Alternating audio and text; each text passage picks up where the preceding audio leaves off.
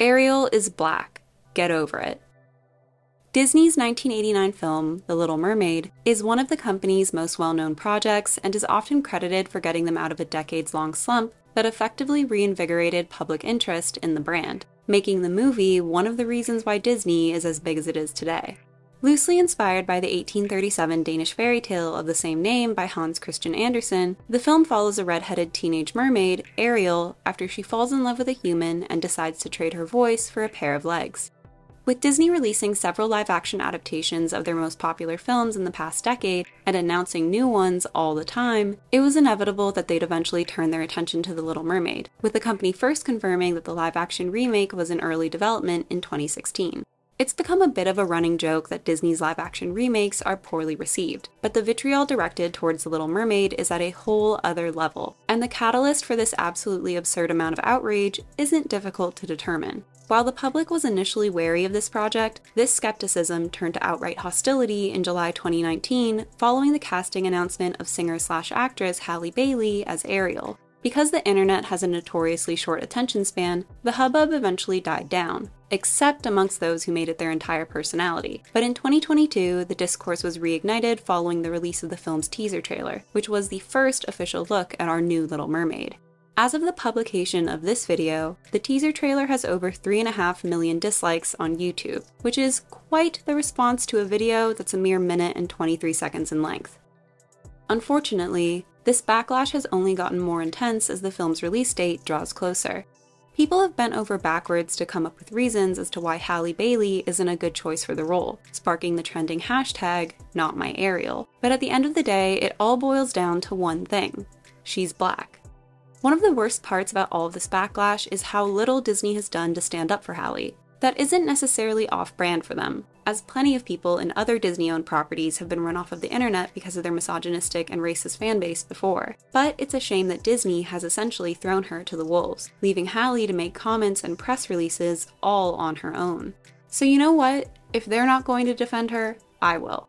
I've been a staunch supporter of this casting decision since it was first announced back in 2019, and in the 4 years since, I've seen hundreds, if not thousands, of ridiculous complaints about Disney's choice. In today's video, I'll be discussing some of the most common criticisms I've seen directed towards Halle Bailey's casting in the upcoming Little Mermaid movie, and explain why they're complete and utter nonsense. Let's get into it. I think it's only fair that we start off this video by talking about the most ridiculous of all of these criticisms, which is that Ariel being black is scientifically inaccurate. Yes, there are grown adults who are so desperate to justify their racism and bigotry that they've chosen to ignore the fact that mermaids aren't real in an attempt to make a point. Mermaids exist in the same fictional and fantastical realm as centaurs, harpies, and goblins, so there's absolutely no reason for people to be bringing science into the conversation. If mermaids actually did exist, they would look absolutely terrifying. Like most other sea creatures, they would have gills, sharp teeth, and be completely hairless.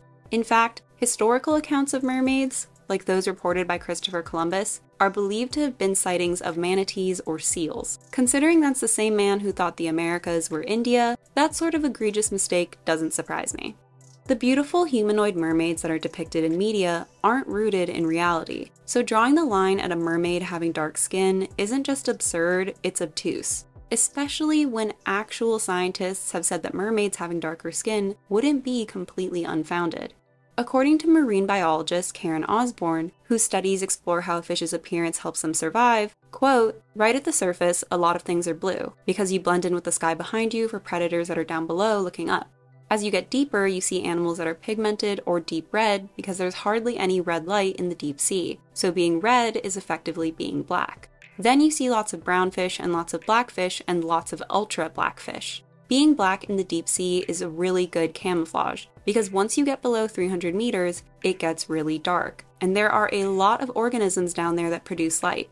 About 86% of animals in the deep ocean are bioluminescent, and a lot of that is used to look for prey. So if you absorb all the light that hits you, and the background behind you is black, then you blend in really well. But if you reflect back some of that light, then whoever is making that light and searching for prey will see you. So think about that the next time some random white guy on a podcast says that mermaids can't be black. Many naysayers have claimed that casting a black woman as the lead is too large a deviation from the original tale of The Little Mermaid, with some even going as far as to claim that it's a form of cultural appropriation, which is a classic example of co-opting political rhetoric for your own gain while completely missing the actual point of the movement. Let's not forget that one of the biggest comebacks a misogynist has when a woman asks to be treated equally is to say, "Then can I hit you?" People who say that Disney needs to stick to the source material clearly aren't familiar with the original Danish tale, because if they were, they'd know that the animated film is already drastically different. While Ariel's main motivations for transforming into a human in the film are because of her love for Eric and land, in the fairy tale, her longing for the prince is only part of the equation. Her other motivation is to gain a human soul, which will allow her to go to heaven when she dies. Although both mermaids trade their voice for legs and are told that they have a finite amount of time to make the prince fall in love with them, the novel's mermaid is the only one who fails at her task. Although they spend time together, the prince doesn't fall in love with her at all, instead choosing to marry a princess from a neighboring kingdom. Before the mermaid's time runs out, her sisters bring her a dagger from the sea witch, telling her that if she kills the prince, she'll be able to become a mermaid once again and return home. Still in love with the prince, she's unable to kill him, and instead turns to sea foam and dies. But because of her selflessness, she's rewarded by becoming a spirit, where she's given the chance to eventually earn a soul by doing good deeds. Yep, it's a very different story with obvious religious themes.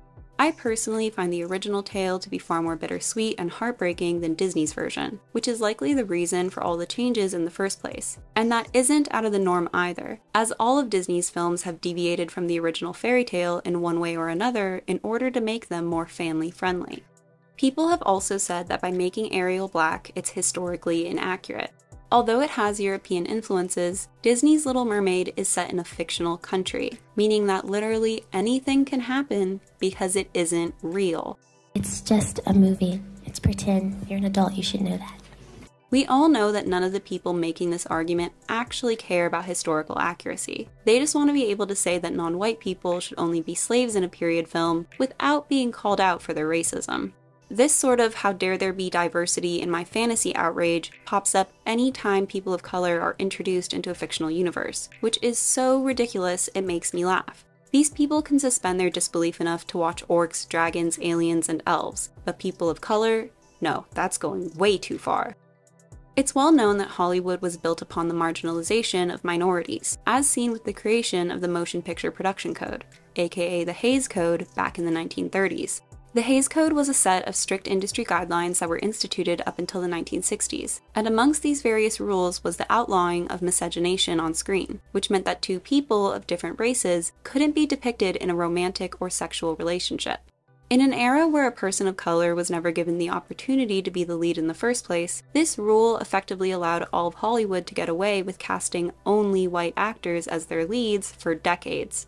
It also led to the widespread usage of yellowface and blackface in the industry, with white actors including Katharine Hepburn, Marlon Brando, Judy Garland, Mickey Rooney, and Laurence Olivier being dressed up as different ethnicities. This issue of whitewashing, with or without prosthetics and makeup, is still present today, with Emma Stone, Angelina Jolie, Rooney Mara, and Scarlett Johansson being cast as women of color.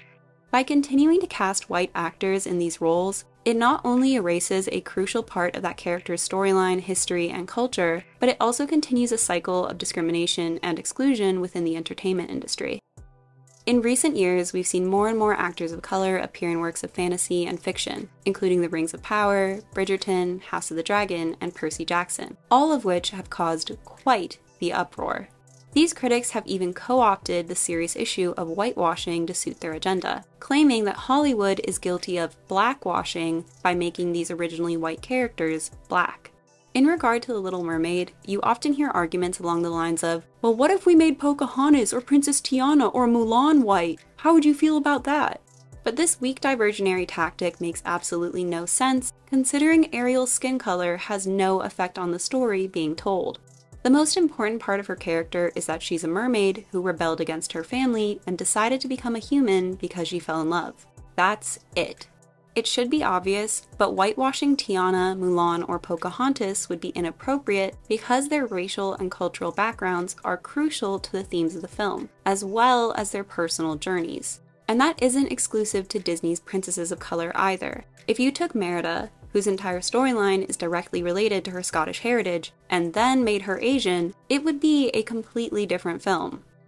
A surprisingly vocal demographic that have complained about the casting of Halle Bailey as Ariel are white gingers, who claim that they've lost their representation, which could not be further from the truth. Red hair is an extremely popular choice when it comes to animation because besides being eye-catching, it can also be used as a shorthand for characters who are rebellious, brave, loud, and headstrong.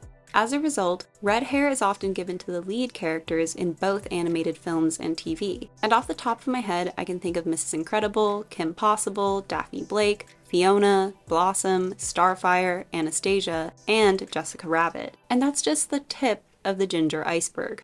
With many of these characters being heroes in one way or another, there's dozens of positive redheaded role models to choose from. But how many black girls can say the same? Sure, there's Susie Carmichael in Rugrats, Number 5 in Codename Kids Next Door, and Orange Blossom in Strawberry Shortcake. But one of the only black characters who is actually the protagonist is Penny Proud, and she isn't a superhero or a princess. Even in Disney's own official princess lineup, Tiana is the only black princess, while redheads are represented by Merida, Anna, and Ariel. They almost got Giselle too. Even in the real world, red hair makes frequent appearances in media, with actresses like Lindsay Lohan, Karen Gillan, Nicole Kidman, Bryce Dallas Howard, Isla Fisher, Julianne Moore, and Jessica Chastain all sporting their natural hair color in films or TV. Red is actually such a popular choice on screen that many other actresses like Amy Adams, Rita Hayworth, Cynthia Nixon, Deborah Messing, Sophie Turner, Christina Hendricks, and Emma Stone have taken to dyeing their hair red, and it's considered their signature more than their actual hair color, which proves that the color isn't just common, but it's sought after. Black hairstyles and hair types are not treated the same way in Hollywood, with multiple actresses saying that they've been discriminated against because of their natural hair. Like, I feel like she smells like patchouli oil. Or weed. Yeah, maybe weed? Although, interestingly, white celebrities see very little backlash when they appropriate those same hairstyles. This bias against black hair is such a rampant issue in the industry that many actors have had to style their own hair on set because none of the hairstylists hired have been trained to do so. This is not only incredibly disrespectful, but it also places more pressure on the actors in question, as they now have to do a whole other job that they aren't being paid for. Because this discrimination is so well documented, these criticisms against Halle's hair are extremely off-putting, especially since she's about to become one of only a handful of protagonists who've sported locks on screen. At least one of the few that are actually worn by a black person. What's most baffling about these complaints from the ginger community is that Halle's hair is red, just not the fire engine red color of her animated counterpart, which is to be expected considering no one's hair looks like that without some assistance out of a jar. Besides, Ariel wasn't even originally a redhead. In initial concept art, she was imagined with blonde hair. The only reason Disney decided to give her red hair was 1, with Aurora and Cinderella they already had 2 famous blondes in their arsenal. 2, blonde hair would have made her too closely resemble Madison from 1984's Splash, a different Disney project. And 3, red stood out more against the blues and greens of the ocean. It might not be common, but there are black people who have naturally red hair. Do they not deserve to see themselves represented on screen? Or is marginalization only a serious issue when white people feel threatened? Disney has released an assortment of live-action films that feature their Disney princesses, including 2014's Maleficent, 2015's Cinderella, 2017's Beauty and the Beast, 2019's Aladdin, and 2020's Mulan, and no one expected them to usurp their animated counterparts. And let's be honest, in most cases they didn't stand a chance. Halle Bailey being Ariel does not erase the original Little Mermaid from existence. You're just getting a different version of her. This is addition, not subtraction.